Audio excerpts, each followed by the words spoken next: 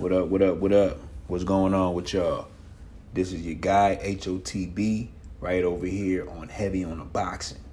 Well, I'm bridging the gap between casual boxing fans and hardcore boxing fans. You feel me? But this is my first video, but I'm dropping in, man, with a quick recap of what happened in the fight world, specifically boxing over this last weekend.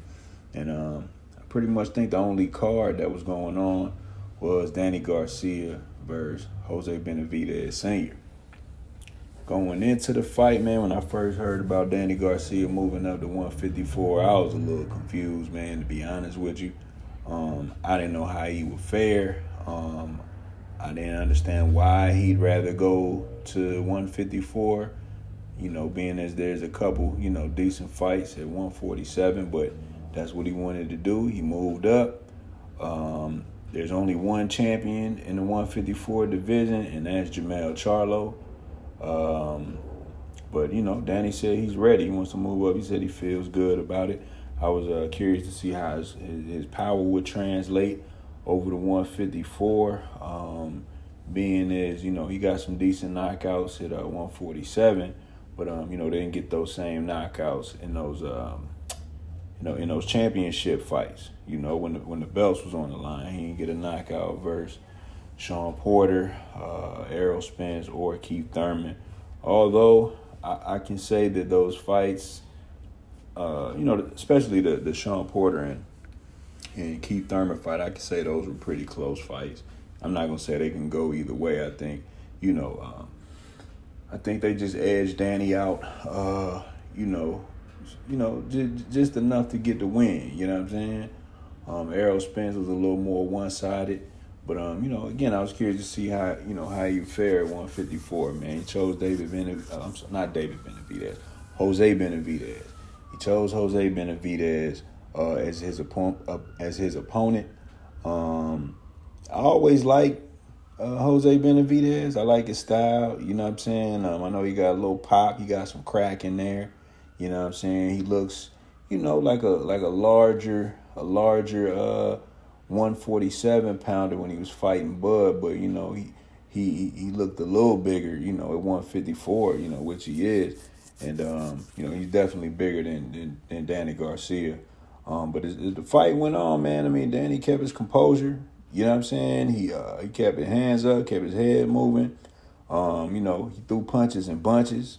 Putting those combinations together. He was staying consistent to the body, man. Every time Jose would, forget about the body, that shot would come right there to the torso, man, make him have to reset, try to work his way back in.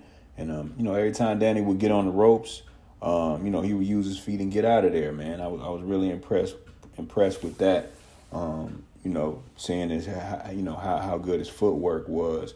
Because Jose, he caught him a few times. I'm not even going to lie. He caught him one memorable time with like an overhand right.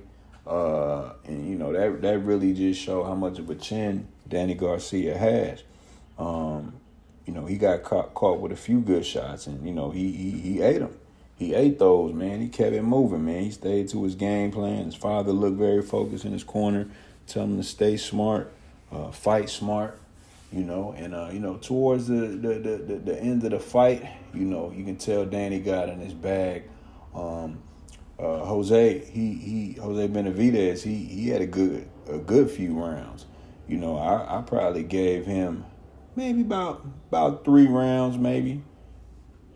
I gave Benavidez about 3 rounds. He was able to pose as the aggressor for a few of those rounds. I want to say towards the middle of the fight.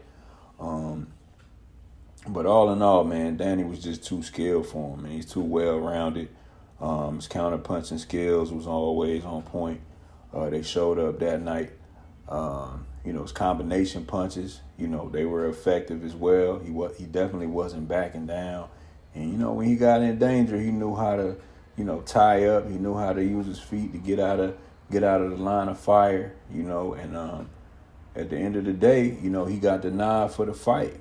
You know what I'm saying? Which I think he deserved. I think it was a good showing at junior middleweight. And, you know, Jose, he fought a good fight, man. It was an entertaining fight, bro. So shout out to both of them, man.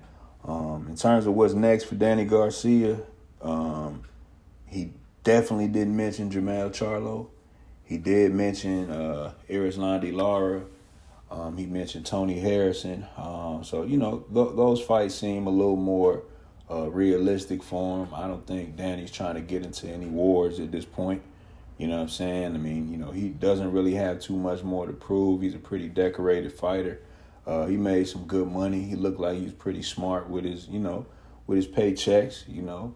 And I just don't think he's looking to just go, especially in a all guts no glory division like Jermell Charlo, man. Like, you know, he'll be facing a pretty fresh Jermell Charlo, man, and definitely in his prime, and is looking to annihilate anything in front of him, man. And I don't think Danny wants that type of fight.